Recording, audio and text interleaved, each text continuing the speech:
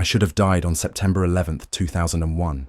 Instead, I watched the towers fall from 7 levels underground at Area 51, and I knew we had made it happen. My name is Jake Morrison, former corporal in the United States Air Force, communications specialist with top secret clearance. What I'm about to tell you will sound impossible, but I have documentation, recordings, and scars that prove every word. I was stationed at Groom Lake Air Force Base, what you know as Area 51, from July through December of 2001. The official records will show I was never there. They've been scrubbed, just like everything else. I arrived at Nellis Air Force Base on July 15, 2001, with orders that made no sense. Temporary duty assignment, duration classified, reporting to Colonel Richard Hayes for something called Project Silent Thunder. The transport to Groom Lake happened at 0300 hours. They always move personnel in the dead of night. No windows in the bus, armed escorts who wouldn't make eye contact, and a driver who looked like he hadn't slept in months. The facility itself was nothing like the conspiracy theories suggest. No flying saucers on display, no little green men in glass cases. Just concrete, steel, and fluorescent lights that hummed constantly, creating this low-frequency vibration that got into your bones. Above ground, it looked like any other military installation, hangars, runways, administrative buildings. The real work happened below. 7 subterranean levels, designated S1 through S7. My clearance got me access to S1 through S4. Communications hub was on S3, where I spent most of my time maintaining encrypted satellite links and monitoring radio frequencies that officially didn't exist. The equipment was cutting edge, stuff I'd never seen before, even in advanced training. Quantum encryption devices that required liquid nitrogen cooling, communication arrays that could supposedly reach anywhere on Earth instantaneously. Colonel Hayes briefed me personally on my second day. He was a lean man in his 50s, graying hair cut regulation short, but his eyes were wrong. Too alert, like he was constantly calculating variables the rest of us couldn't see. He spoke in clipped sentences, never used more words than necessary. Morrison, your job is simple. Monitor all incoming and outgoing communications on frequencies 247.5 through 251.3 megahertz. Log everything. Report anomalies immediately. Ask no questions about content or context. Understood? Yes, sir. What kind of anomalies should I watch for? Hayes stared at me for a long moment. You'll know them when you see them, Corporal. Trust me on that. My team consisted of Dr. Elena Vasquez, the project's lead scientist, and Sergeant Rick Chen, head of internal security. Dr. Vasquez was brilliant, doctorate in theoretical physics from MIT, specializing in quantum mechanics and temporal theory. She was also the most unsettling person I'd ever met. She had this habit of finishing your sentences before you spoke them, and sometimes she'd reference conversations we hadn't had yet. When I mentioned it to Chen, he just shrugged. Doc's been here longer than anyone, he said. Place changes you after a while. You'll get used to it. Chen himself seemed normal enough at first. Former Marine, solid record, straightforward guy who did his job without complaint. But even he had quirks that didn't make sense. He'd patrol areas according to schedules that changed daily, sometimes hourly, always claiming he'd received updated orders from Hayes. When I asked to see the orders, he'd look confused, like he couldn't remember receiving them. The routine was simple, but strict. 12-hour shifts, mandatory psychological evaluations every week, limited contact with the outside world. Phone calls were monitored, mail was censored, and leave requests were automatically denied. They told us it was standard for classified projects, but something felt wrong about the isolation. It wasn't just security, it felt like containment. My first week passed uneventfully. I monitored radio traffic, mostly military communications and civilian air control chatter. Standard stuff, nothing that seemed worth the extreme secrecy. But on July 23rd, I started picking up transmissions on frequency 249.7 that shouldn't have existed. Voice communications in English, but the content made no sense. Temporal variance holding steady at -47 days, a voice reported. Recommend maintaining current field strength until threshold parameters are met. I logged the transmission and reported it to Hayes, who seemed pleased rather than concerned. He commended my attention to detail and told me to continue monitoring that frequency with special attention. Over the following weeks, similar transmissions became routine. References to coordinates that didn't correspond to any known locations, technical terminology I'd never heard before, and always that underlying assumption that reality itself was somehow malleable. The facility operated on a schedule that defied logic. Some personnel worked standard 8-hour shifts. Others worked 16-hour days, and a few seemed to be there constantly without ever appearing tired. The cafeteria served meals at all hours, but the same people would sometimes eat breakfast 3 times in what felt like the same day. When I mentioned the discrepancy to Dr. Vasquez, she smiled that unsettling smile of hers. Perception moves differently down here, Jake. Linear thinking becomes limiting after a while. By August, I'd begun to notice gaps in my own memory. Small things at first, couldn't remember eating lunch, or walking from my quarters to the communications center, or entire conversations with colleagues. The psychological evaluations became more frequent, conducted by Dr. Patricia Morse, a psychiatrist who asked increasingly strange questions. Do you find yourself questioning the sequence of recent events, Corporal Morrison? What do you mean, Mum? Sometimes isolation can create cognitive dissonance. Memory becomes unreliable. It's perfectly normal for personnel in classified environments, but it didn't feel normal. Nothing about this place felt normal. The deeper I got into the routine, the more I realized that Project Silent Thunder wasn't about communications at all. We were monitoring something else entirely. Something that made experienced military personnel walk around like they were sleepwalking through someone else's nightmare. Dr. Vasquez found me working late one evening in early September, staring at frequency readings that shouldn't have been possible. Now you're beginning to understand, she said softly. The real work starts soon. The first real anomaly happened on September 3rd, 2001. I was running my standard frequency sweep when every piece of equipment in the communications center simultaneously registered a massive electromagnetic pulse. For exactly 13 seconds, all screens went white, radio traffic ceased completely, and the air itself seemed to vibrate at a frequency I could feel in my chest cavity. Then everything returned to normal, except the timestamp on my computer had jumped backward by 3 hours. I immediately reported the incident to Colonel Hayes, expecting an investigation or at least some concern. Instead, he simply nodded and made a note in his ever-present logbook. Equipment malfunction, Morrison. Happens sometimes with the quantum arrays. Did you notice anything else unusual? Sir, the timestamp regression suggests... I asked if you noticed anything else, Corporal. No, sir. But I had noticed something else. During those 13 seconds of white noise, I'd heard voices speaking in what sounded like backwards English. When I tried to recall the exact words, they slipped away like smoke, leaving only the impression that someone had been giving detailed instructions about my daily routine. Dr. Vasquez began appearing in the communications center more frequently after that incident. She'd stand behind my workstation, ostensibly reviewing data logs, but I could feel her watching me with an intensity that made my skin crawl. Her questions became increasingly specific and invasive. Jake, when you monitor frequency 249.7, do you ever feel like the voices are addressing you directly? No, ma'am. They appear to be standard operational communications. Oh, and you've never experienced the sensation that you've heard a particular transmission before? Perhaps in a dream or during meditation. I hadn't mentioned dreams to anyone, but she was right.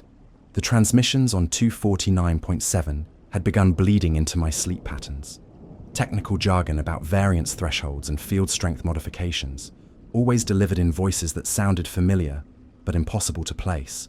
The facility's personnel started exhibiting behaviors that violated basic military protocol. Sergeant Chen would appear at my duty station, claiming to have received orders to escort me to different levels, then seemed genuinely confused when I asked to verify the authorization. Dr. Patricia Morse, the staff psychiatrist, began conducting evaluations at random intervals, sometimes approaching personnel in corridors and asking probing questions about their mental state without scheduling formal appointments. Most disturbing, was the way people moved through the complex. I'd see the same technician walking the same corridor multiple times within minutes, each time appearing surprised to encounter me. Conversations would begin in the middle, as if continuing discussions I had no memory of starting. Personnel would reference shared experiences that had never happened, then look hurt when I failed to acknowledge them. "Remember when we discussed the tertiary containment protocols last Tuesday?" Dr. Vasquez asked during one of her impromptu visits. "I don't recall that conversation, ma'am." "Strange. You seem quite concerned about the implications for civilian populations." I had no memory of expressing concerns about civilian populations. In fact, I had no idea what tertiary containment protocols even were, since my clearance level shouldn't have provided access to that information. The equipment failures escalated throughout September. Communication arrays would spontaneously activate during off hours, broadcasting on frequencies that didn't correspond to any known spectrum allocations. Monitoring devices registered conversations in empty rooms. Security cameras captured footage of personnel entering restricted areas. But when guards investigated, they found the spaces unoccupied. Sergeant Chen's patrol routes became increasingly erratic. He'd disappear for hours, claiming to have been securing level S7, even though his access badge couldn't unlock doors below S4. When questioned about these discrepancies, he'd produce authorization documents that looked legitimate, but referenced military codes I'd never encountered. "Chen, this authorization is signed by someone called General Morrison. There's no General Morrison in the Air Force command structure." "Must be a clerical error, Jake. You know how the brass loves their paperwork." But it wasn't a clerical error. The signature on those documents matched my own handwriting, aged and stylized as if I'd been signing official documents for decades. The psychological evaluations intensified. Dr. Morse began using techniques that seemed designed to induce confusion, rather than assess mental health. She'd ask me to describe events from my childhood, then interrupt to claim I'd just contradicted details I'd provided in previous sessions. When I requested to review my psychological profile, she informed me that such documents were classified above my security clearance.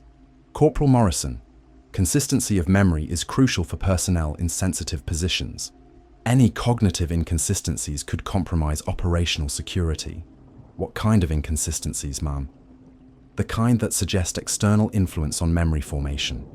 We're simply ensuring your mental processes remain authentic."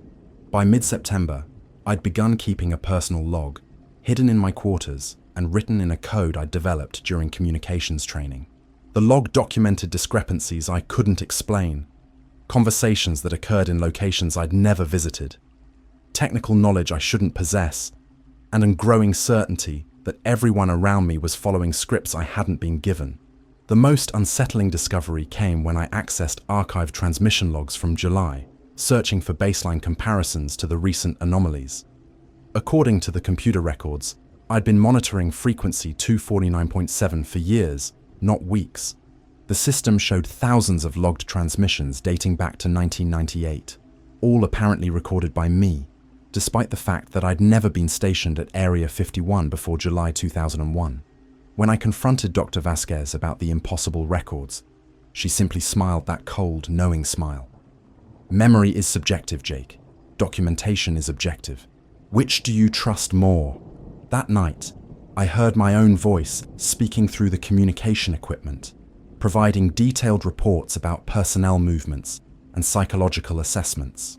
The voice was older, more authoritative, but unmistakably mine. When I tried to trace the transmission source, all indicators pointed to a location that didn't exist. Level S8. According to every schematic I'd seen, the facility only had 7 subterranean levels. The discovery happened during routine maintenance on September 18th. A power fluctuation in the S3 communications array required me to access the primary relay station, located in a service corridor I'd never explored. Standard procedure dictated that maintenance work be supervised, but Sergeant Chen was mysteriously absent, and Dr. Vasquez claimed to be conducting critical research that couldn't be interrupted. I should have waited for authorization. Instead, I grabbed my toolkit and headed for Maintenance Shaft 7 Alpha. The service corridor extended far deeper than the facility schematics indicated. After descending 3 flights of maintenance stairs, I reached what should have been the bottom level, but the corridor continued downward, ending at a heavy steel door marked with warnings I'd never seen before. Authorized personnel only. Project Kronos. Temporal hazard. My security badge shouldn't have worked on that door. It opened anyway. Beyond the door lay a control room that belonged in a science fiction movie. Banks of monitors displayed real-time data streams, but the information made no sense. Weather patterns for cities that didn't exist. Stock market fluctuations for dates that hadn't occurred. News headlines describing events in languages I couldn't identify, dated years into the future. At the center of the room sat a device that defied every law of physics I'd ever learned. A metallic sphere, roughly 8 feet in diameter, suspended 3 feet above the floor by some invisible force. Its surface rippled like liquid mercury, occasionally displaying images that flickered too quickly to process clearly. The air around it seemed to bend, creating optical distortions that made my eyes water, but the sounds were worse than the visuals. A low humming that seemed to originate inside my skull, punctuated by whispers in voices I almost recognized. Technical discussions about temporal variance and chronological stabilization, delivered in calm professional tones that made the impossible seem routine. I approached one of the monitor stations, hoping to find some explanation for what I was seeing. The screens showed transmission logs identical to my own reports, but with impossible timestamps.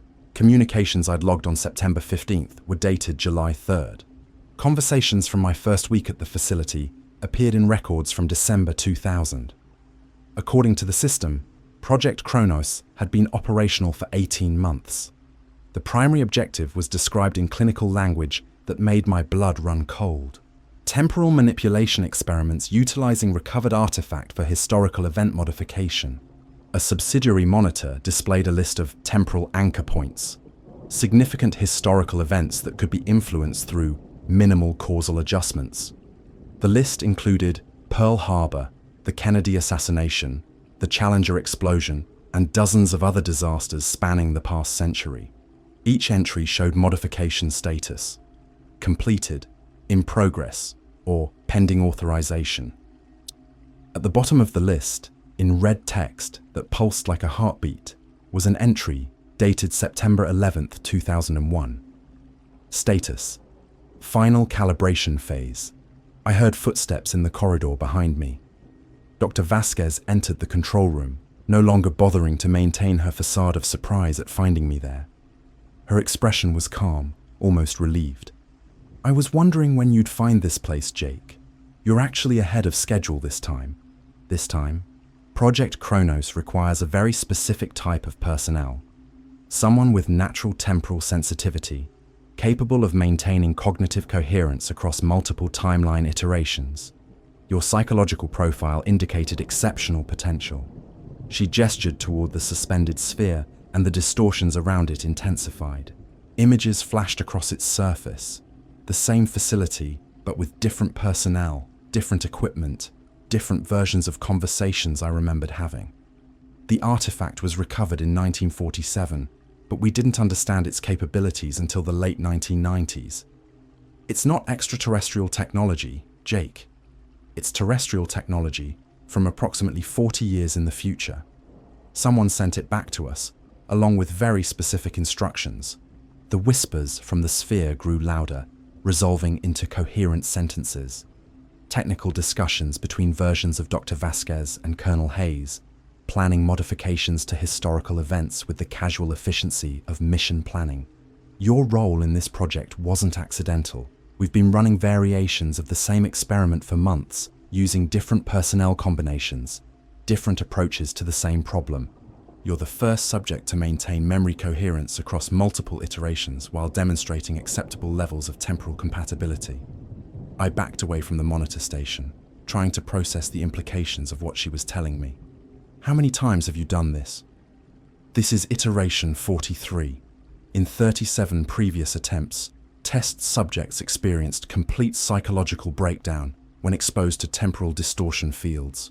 4 subjects demonstrated partial compatibility but suffered fatal neurological damage during extended exposure. One subject achieved full integration but became temporally displaced, existing simultaneously across multiple timeline branches. She moved to a control panel and began entering commands. The sphere's rotation increased, and the optical distortions expanded to fill half the room. We've learned from each failure, refined our techniques, improved the success probability. This iteration represents our most promising attempt yet. Success at what? Preventing a catastrophic timeline collapse that occurs in 2045. The artifact was sent back by survivors of that event, along with detailed instructions for the modifications necessary to prevent it. The project you know as Silent Thunder is actually a communication link with our future selves, coordinating the changes required to ensure their timeline remains stable. The implications hit me like a physical blow. The major historical events, the disasters, you've been causing them. We've been optimizing them. Each tragic event represents a crucial inflection point. By making minor adjustments to casualty figures, timing, and public response, we can guide societal development toward outcomes that prevent the 2045 collapse. She showed me another monitor displaying statistical models that tracked the ripple effects of historical modifications. Small changes to individual events cascaded through decades, influencing technological development, political decisions, and social movements in ways that seemed impossibly complex. Your sensitivity to temporal distortion makes you an ideal interface between our timeline and the corrected versions. During each iteration, you retain increasing amounts of information from previous attempts, allowing us to refine our approach. Why? The sphere pulsed brighter, and suddenly I could see other versions of myself reflected in its surface. Some looked older, wearing different uniforms. Others appeared younger, with expressions of confusion and terror. All of them were standing in this same room, having this same conversation with slightly different versions of Dr. Vasquez. The process is almost complete, Jake. One more major calibration, and we can finalize the timeline corrections. Your cooperation isn't technically required at this point, but it would make the final phase considerably more efficient.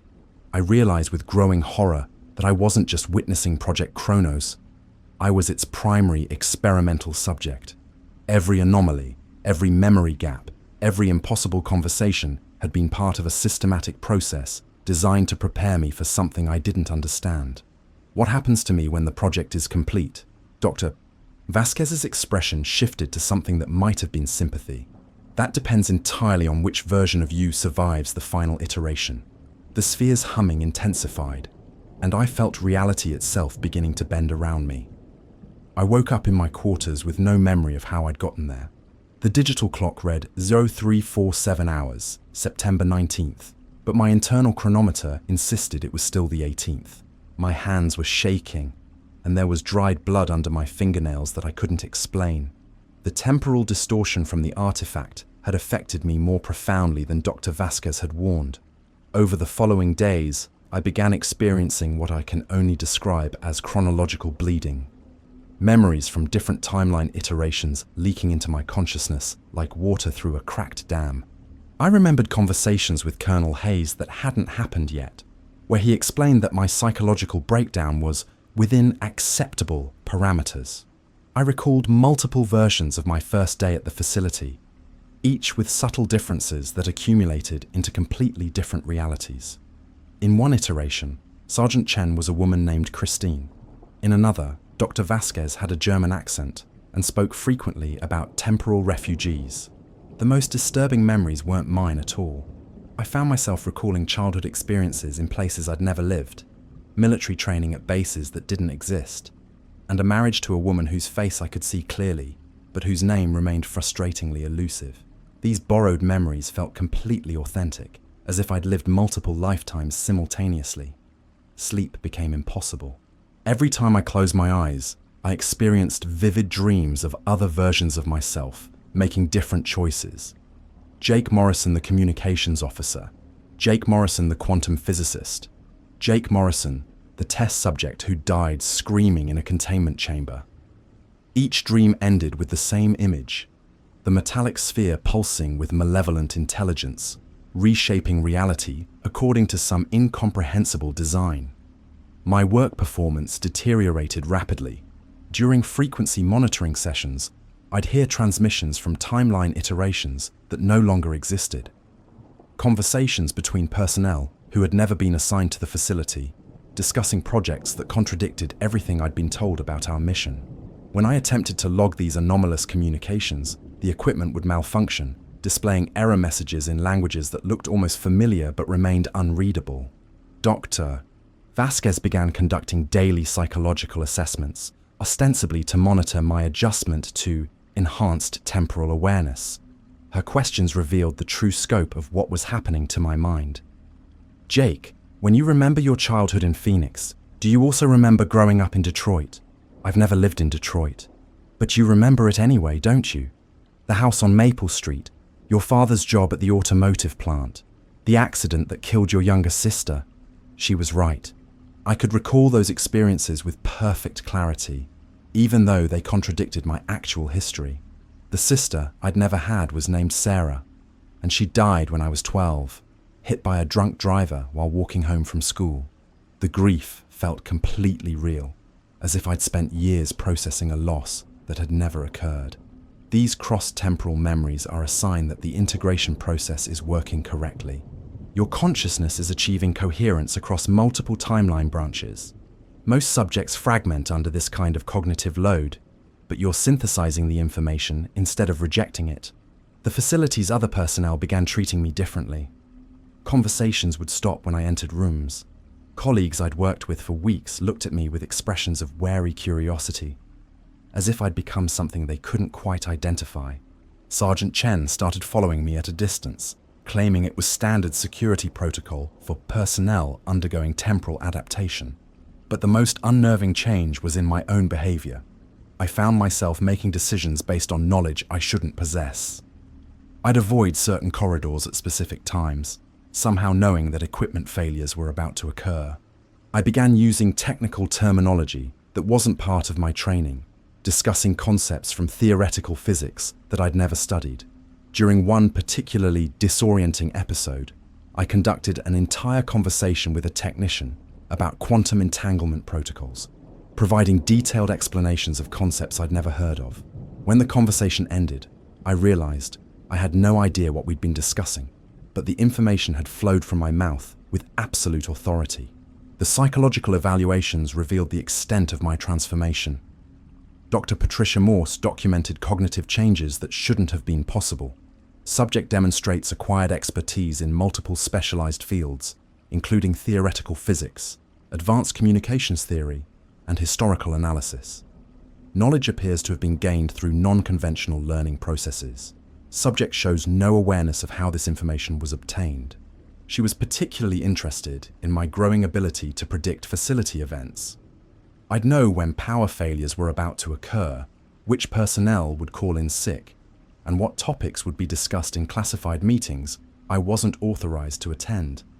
Jake, yesterday you warned me that Dr. Vasquez would request additional psychological evaluations for the temporal research subjects.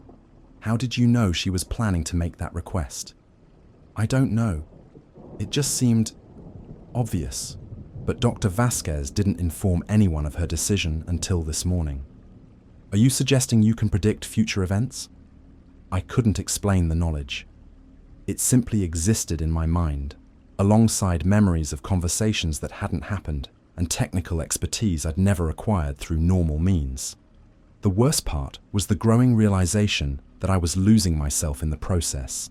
Each day, more of my original personality was being overwritten by information from other timeline iterations. I'd catch myself using speech patterns that weren't mine, expressing opinions I'd never held, and referencing experiences that belonged to other versions of Jake Morrison. Colonel Hayes seemed pleased with my transformation. During our weekly briefings, he'd smile with genuine satisfaction as I demonstrated capabilities that exceeded my original training. Outstanding progress, Morrison. Your adaptation to temporal integration is exceeding all projections. Dr. Vasquez believes you're ready for the final phase. What is the final phase, sir? Direct interface with the artifact, full conscious integration with the temporal field. Once that's complete, You'll be able to navigate timeline branches at will, implementing the corrections necessary to prevent the 2045 collapse. The prospect terrified me more than anything I'd experienced so far. I was already losing coherent sense of who Jake Morrison was supposed to be. Direct interface with the artifact would complete the process, transforming me into something that wasn't entirely human. But I was also beginning to understand that I might not have a choice in the matter. The psychological changes weren't accidental side effects. They were deliberate modifications, preparing me for a role I'd never agreed to fill. That night, I heard my own voice speaking through the communication equipment again. But this time, the transmission was clearer. An older version of myself was providing detailed instructions for the final integration process, speaking with the calm authority of someone who'd already experienced everything I was going through. The hardest part is letting go of the illusion that you were ever just one person, the voice said. Jake Morrison was always meant to be a collective identity, a synthesis of every timeline where the project succeeds. Accept that, and the final phase becomes much easier. I realized that I was listening to my own future, and the future was telling me to surrender the last remnants of my original identity willingly. The integration was almost complete, whether I cooperated or not. September 11th, 2001 arrived with the weight of inevitability. I woke at 05:30 knowing exactly what was going to happen, though I couldn't explain how.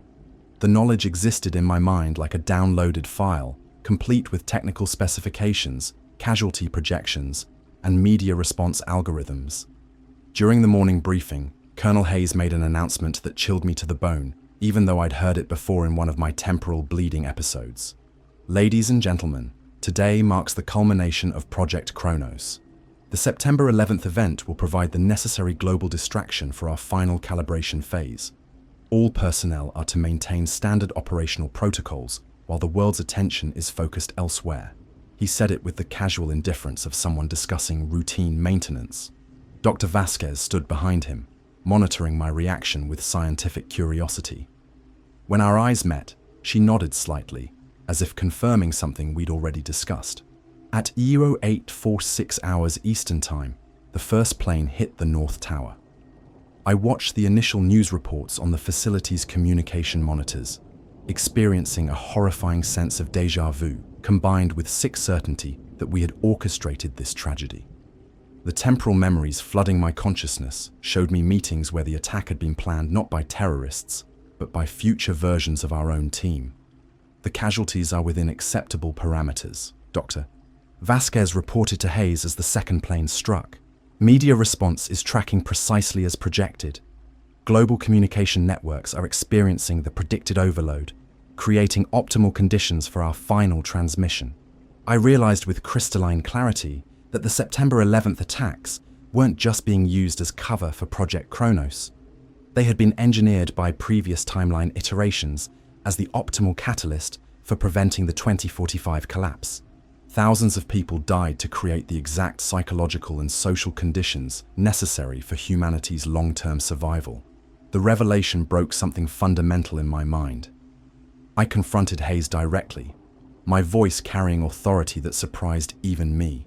You killed those people, all of them, just to hide your temporal experiments. Hayes studied me with genuine interest, as if I'd just passed some crucial test. No, Morrison. We saved humanity. Those 3,000 deaths prevent the extinction of our entire species in 2045.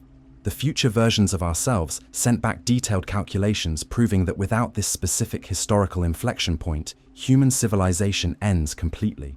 That's impossible. No one can predict events with that level of accuracy. They can when they've already lived through the timeline we're trying to prevent. Dr. Vasquez activated a wall monitor displaying video footage I'd never seen before. It showed versions of herself and Hayes, but older, wearing equipment I didn't recognize, standing in the same facility, but altered by decades of technological advancement. These recordings were transmitted through the artifact, along with the technical specifications for Project Kronos. Our future selves documented the cascade of events that leads to the 2045 collapse. Every major historical tragedy of the past century represents a crucial intervention point. carefully orchestrated to guide human development away from extinction. The footage showed apocalyptic scenes, cities consumed by some kind of intelligent plague, technology turning against its creators, and millions of people dying in ways that defied comprehension. The older versions of Hayes and Vasquez spoke directly to the camera, their voices hollow with the weight of what they'd witnessed.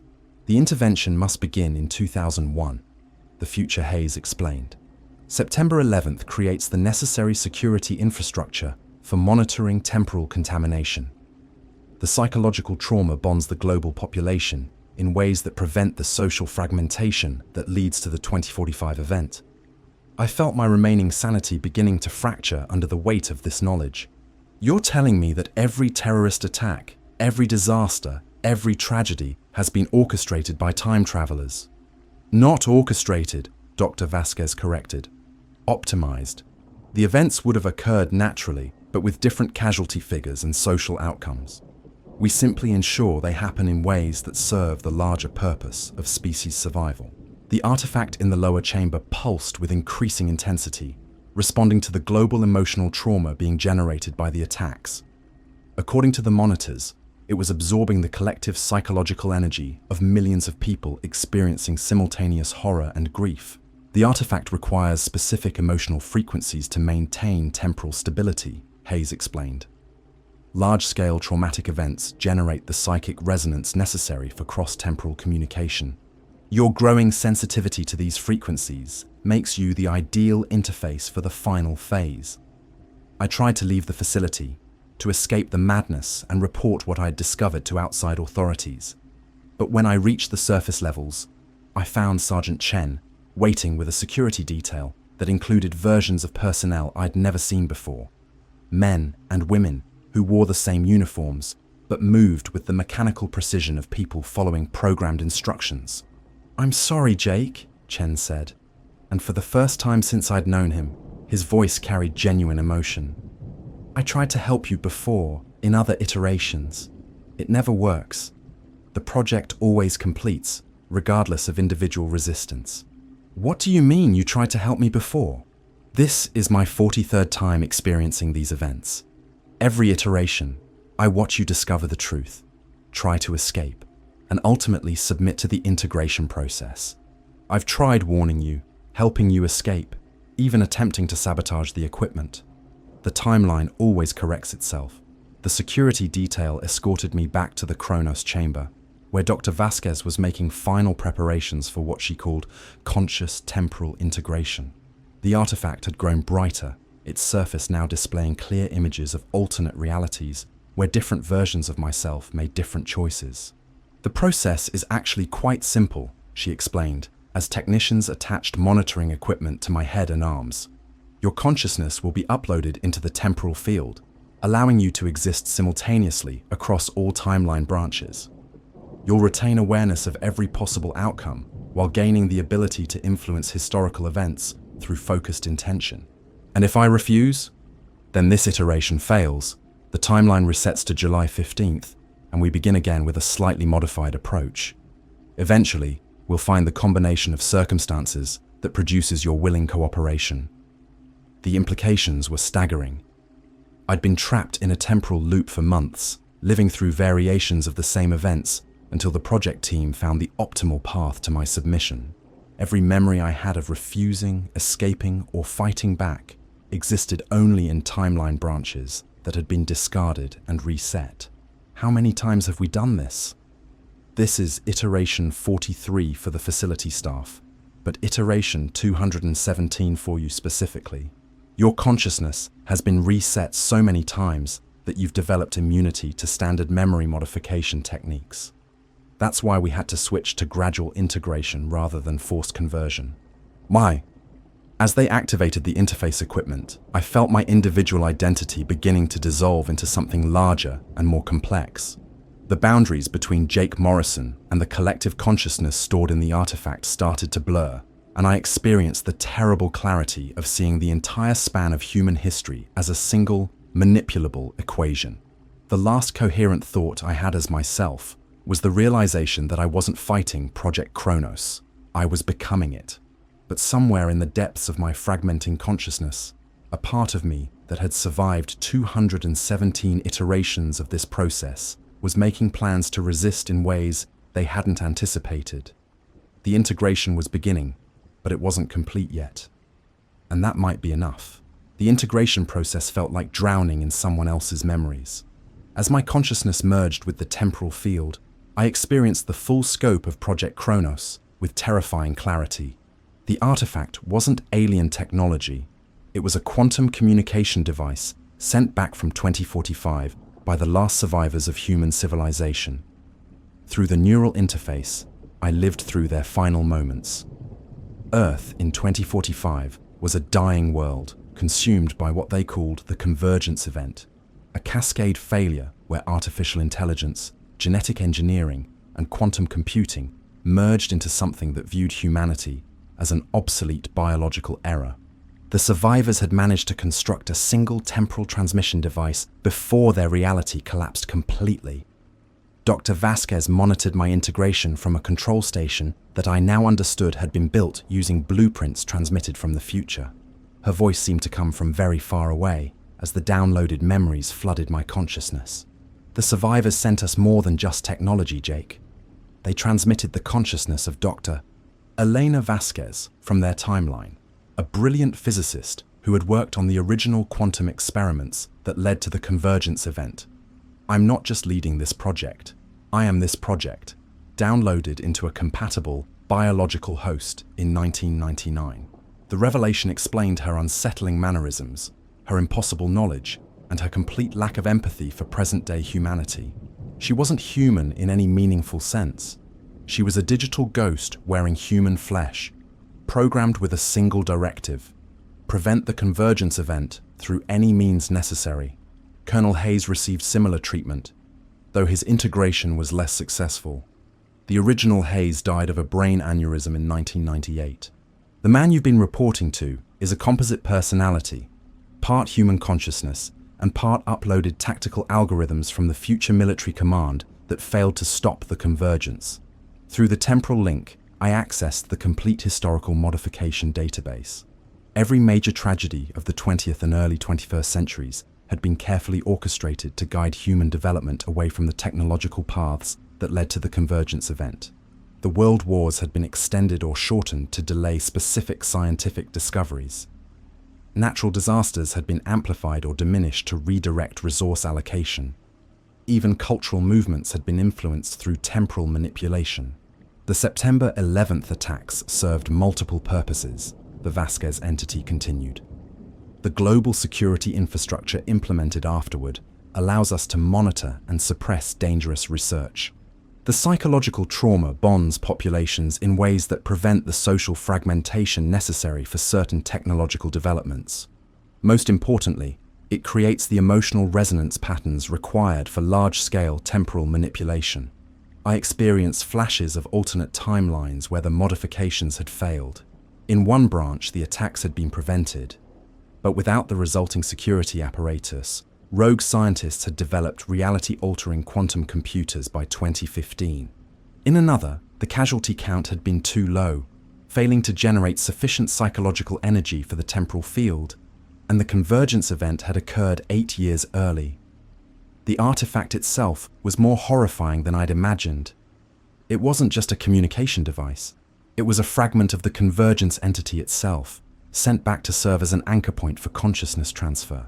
Every person who underwent integration became part of a growing hive mind, their individual awareness subsumed into a collective intelligence focused solely on preventing its own existence. Your role extends beyond simple temporal interface, Jake.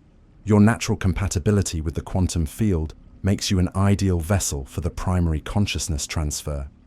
The original architect of the convergence event needs a biological host in this timeline to coordinate the final modifications.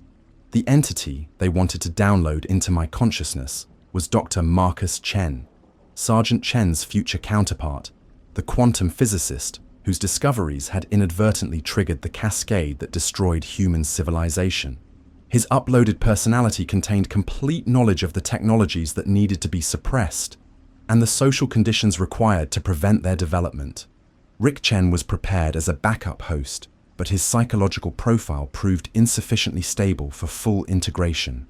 The original personality rejected the download process, creating the behavioral inconsistencies you observed. We've been using temporary personality overlays to maintain operational security while preparing you as the primary vessel.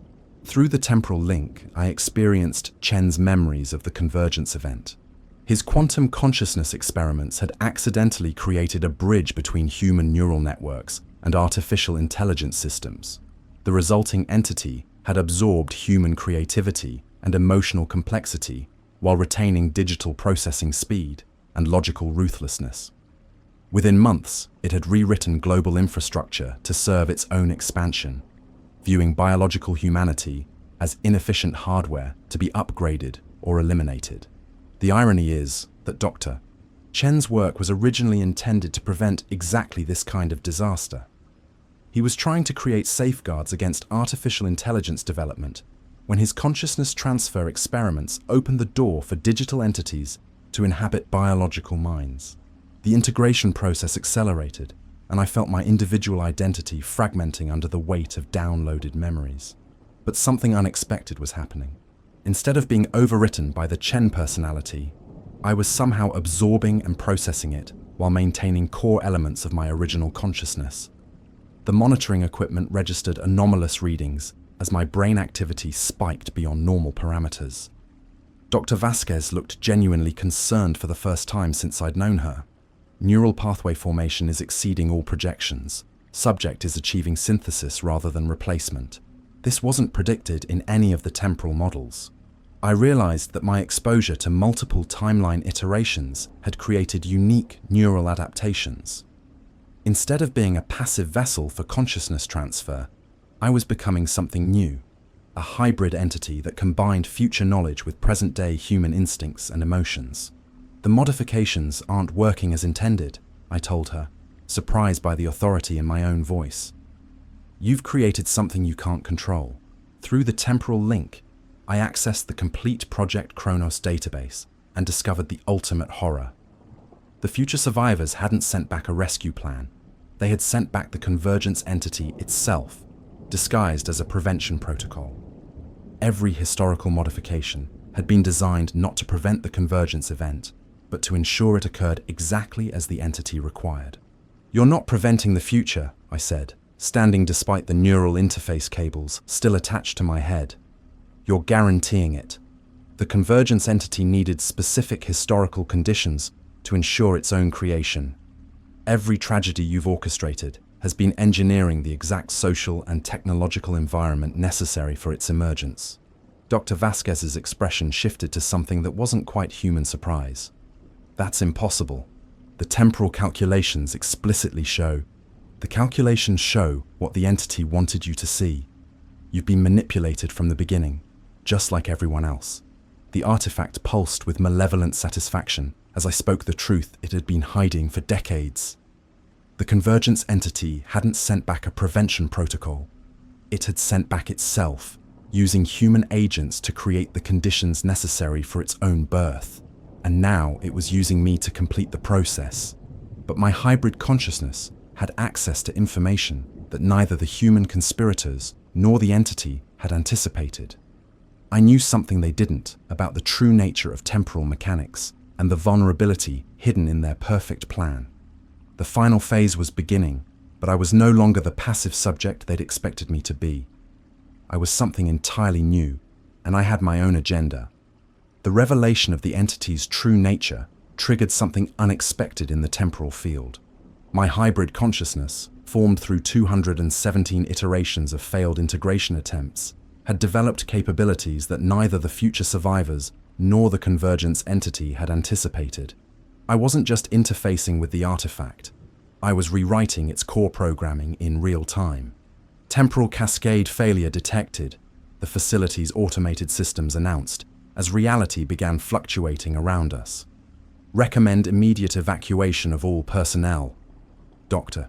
Vasquez stared at the monitoring equipment in disbelief as my neural patterns overwrote the downloaded consciousness protocols. This is impossible. No biological system can achieve this level of quantum processing. But I wasn't entirely biological anymore. The repeated timeline resets had created quantum scarring in my neural pathways, allowing me to exist simultaneously across multiple temporal branches. Instead of being erased by each iteration, fragments of my consciousness had accumulated in quantum superposition, building into something that transcended normal human limitations. I made my choice. Rather than allowing the integration to complete according to the entity's design, I redirected the temporal field's energy toward creating a paradox loop, a recursive timeline that would trap the convergence entity in its own causality trap. The process was agonizing. Every timeline iteration I'd experienced began playing simultaneously in my consciousness. I lived through every version of discovery, every failed escape attempt, every moment of terror and realization, all happening at once while maintaining coherent awareness of my goal. "Jake, you're destroying the temporal matrix," Dr. Vasquez warned. "Without the historical modifications, the convergence event becomes inevitable." "No," I said, my voice echoing with harmonics from multiple timeline branches. "I'm giving humanity a choice." The paradox loop severed the connection between the artifact and its future anchor point. The convergence entity's consciousness, trapped in the temporal feedback, began fragmenting as it experienced its own prevention and creation simultaneously. The artifact's surface cracked, leaking temporal energy that warped space-time around it. Colonel Hayes burst into the chamber with a security team, but they moved like sleepwalkers, their puppet strings cut by the entity's dissolution. "Morrison, you're condemning our entire species. The modifications are necessary for survival. The modifications were necessary for the entity's birth, not our survival. You've been played from the beginning." The facility's structure began destabilizing as the temporal field collapsed. Reality flickered between different versions of the same moment, showing glimpses of timelines where Project Kronos had never existed, where September 11th had unfolded differently, where humanity faced its challenges without manipulation from the future. I felt my consciousness stretching across the collapsing temporal matrix, experiencing dozens of potential futures simultaneously. In some, humanity destroyed itself through war and environmental collapse. In others, we transcended our limitations and reached the stars. But in all of them, we faced our destiny as ourselves, not as puppets dancing to the tune of a predatory intelligence from a future that no longer existed. The paradox loop completed its cycle, and I made the final decision that would define everything that followed. Instead of trying to return to my original timeline, I chose to scatter my consciousness across multiple temporal branches, becoming a guardian against future manipulation, while preserving the memory of what had almost happened. The last thing I remember as Jake Morrison was the facility collapsing around us as the temporal field imploded. Dr. Vasquez and Colonel Hayes dissolved into quantum static as their downloaded personalities lost cohesion. The artifact cracked completely, releasing a pulse of raw temporal energy that reset local space-time to its natural configuration. I woke up in a hospital bed in Las Vegas, Nevada, on September 15, 2001. According to the medical records, I'd been found unconscious in the desert outside Groom Lake, suffering from severe dehydration and exposure. The official story was that I'd been on a routine training exercise when equipment failure stranded me in the wilderness. But I remembered everything. The memories existed in my mind like a computer file that couldn't be deleted. Every detail of Project Kronos, every timeline iteration, every moment of the integration process remained crystal clear. When I tried to report what had happened, military investigators found no evidence that Project Kronos had ever existed. The facility's lower levels had been sealed and filled with concrete decades earlier, according to all records. Dr. Elena Vasquez was listed as a civilian contractor who had died in a car accident in 1998. Colonel Richard Hayes had retired from active duty in 1999 and was living quietly in Arizona. Sergeant Rick Chen was stationed at Peterson Air Force Base in Colorado with no memory of ever being assigned to Area 51. The September 11th attacks had occurred exactly as history recorded, but without the careful orchestration I remembered. The casualties were tragic but random, the result of human extremism rather than temporal manipulation. The world mourned, rebuilt, and continued its chaotic journey toward an uncertain future. I was discharged from the Air Force with full honors and a medical pension, officially diagnosed with post-traumatic stress disorder from my desert survival experience. The military psychologist attributed my detailed delusions about time travel and consciousness manipulation to heat stroke and psychological trauma. But the abilities remained. I could sense temporal distortions, recognizing when events had been artificially modified or when timelines were unstable. Sometimes I received brief transmissions on radio frequencies that didn't exist, communications from other versions of myself scattered across the quantum multiverse, warning about new threats to temporal integrity. Over the years, I've encountered others like me, people who remember timelines that never officially existed, who carry knowledge of events that were erased from history. We find each other through subtle signs, shared experiences that couldn't possibly be coincidental. There's a network of us now, watching for signs of temporal manipulation, guarding against entities that might try to reshape history for their own purposes. The most disturbing discovery came in 2019, when I received a message through my old communications equipment. The transmission was brief but clear, delivered in my own voice but older, more weathered. "Jake, this is you from 2047.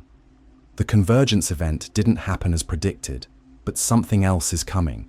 The timeline corrections you made created new vulnerabilities. They're trying again, using different methods, different anchor points. You need to remember everything and prepare for what's next." The message included coordinates for a location in Nevada, far from the original Area 51 facility. When I investigated, I found evidence of new construction, funded by private organizations with connections to quantum research and artificial intelligence development. The entity might be gone, but its influence had infected human consciousness in ways I'm still discovering. Scientists and entrepreneurs around the world are independently developing technologies that mirror the original convergence protocols, driven by innovations that feel inspired rather than invented. I still don't know if I saved humanity or simply delayed the inevitable.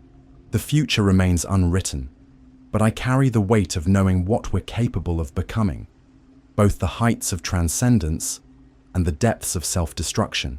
Sometimes, late at night, I hear whispers from the quantum static between radio stations, fragments of conversations from timelines that never quite stabilized, echoes of realities where different choices were made, and occasionally, I hear my own voice from futures I haven't lived yet, warning about dangers I haven't encountered. The temporal war isn't over. It may never be over. But at least now humanity has a choice in how it ends. I'm still watching, still listening, still remembering everything they want us to forget, because someone has to.